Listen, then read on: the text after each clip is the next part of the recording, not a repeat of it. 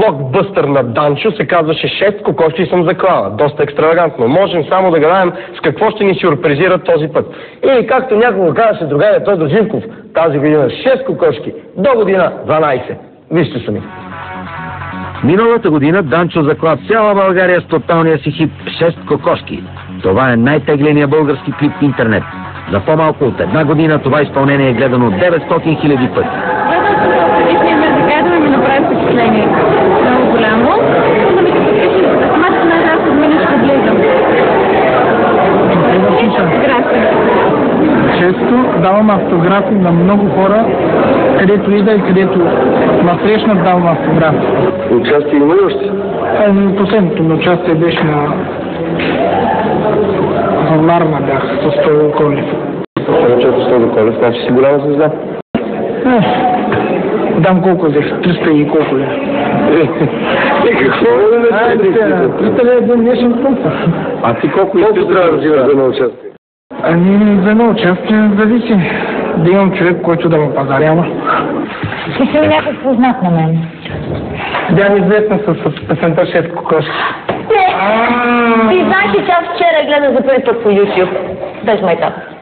Значи ти си звездата на 6 кокошки. Ти си звездата на Music Idol от миналата година. Дай ми автограф после, бе, мен, че аз... Може и сега може да дам. Ама няма снимката ти, тъй ще... Внимавай сега какво ще ми изпееш. Добре.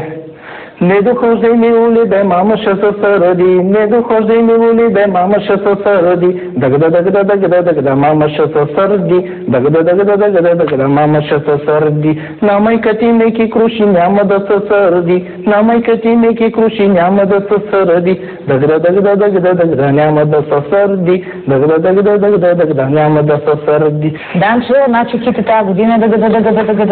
Дай чу малко тия кокошки въпроси. Леко плете се в гащите, те се оправя гащите.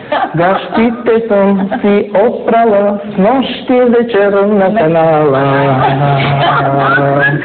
Гащите съм си отправя с нощи вечер на канала.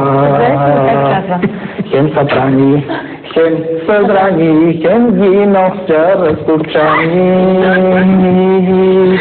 Хем събрани, хем събрани, хем ги нося разкурчани.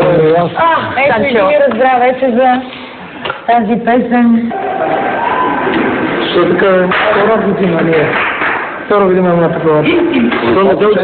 Ами казват, те песни са... Не разбира се. Това е шоу-бизнес, Данчо. Шоу-бизнес е така. Има върхове, но след това има спадове. И ти точно е добрият, талантливият човек се разбира това, че в спадовете намира сила в себе си и справя се отново и се явява на Music Idol 3.